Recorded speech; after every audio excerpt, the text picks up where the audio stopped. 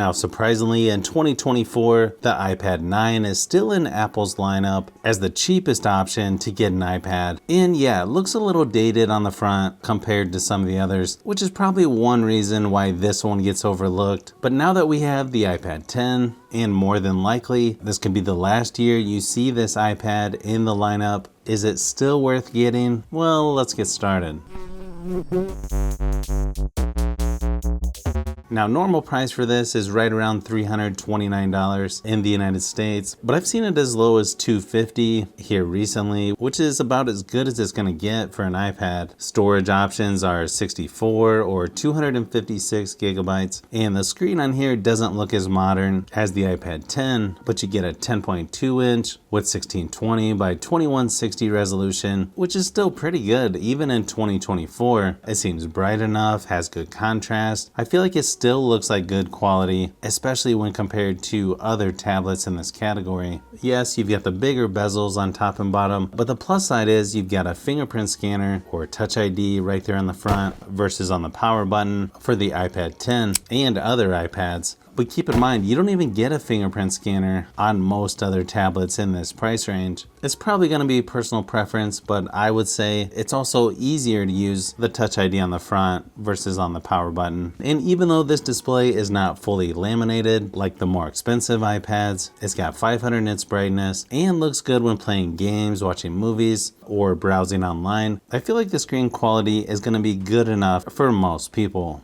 Now, battery life on most iPads are fairly decent. This one's not going to be the best out there, but it did last about 5.5 hours in my typical battery drain test at 100% screen brightness, and should last you most of the day without too much effort, even longer if you turn the screen brightness down. Charging is pretty slow on here though. It's going to take at least 3 hours or so to charge back up. Now, as far as the software goes, unless you want Stage Manager, you're going to get most of the same features on this one that you would get on some of the more high-end iPads. It's currently on iPadOS 17.2, which is the latest and greatest version as of this video. And if you look at the history of other iPads, I would think this iPad is going to get software updates for at least a couple more years. One advantage you have with this iPad over most of the competition is you can use the first-gen Apple Pencil, which is going to be nice for drawing, taking notes, or just moving around the software, although you can't really use it everywhere like you can with an S Pen. And it's a little weird just charging this one, but still a nice option to have. And even though it's getting a little older, it still feels fairly fast just moving around the software or doing some multitasking. This probably has the best performance out of tablets in this category as well. It's going to play most games like Asphalt 9, PUBG Mobile, fairly smooth. You could even do some video editing on here if you wanted to. When it comes to the speakers, they're just okay on this iPad. Probably not one of its best features. Considering they're just down on one side, they're towards the bottom. They're still fairly loud, just maybe not quite as balanced as you get on some other iPads. But here's just a quick sample to give you an idea of what it sounds like.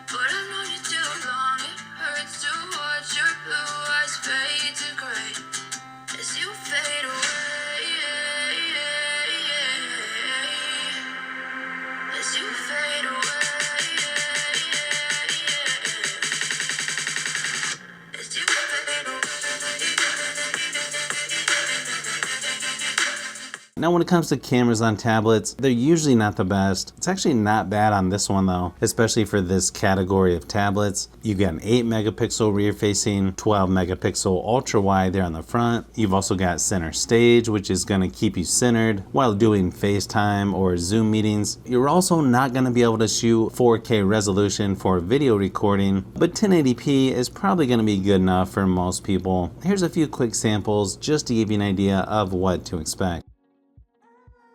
So depending on what you're looking for, and probably personal preference, is gonna determine whether the iPad 9 is still worth it in 2024. For me, I would have to say yes. It still has good features with probably a couple years of software support, pretty good performance as well, especially when compared to other tablets in this category, and it's gonna be hard to beat at this price considering its performance and features.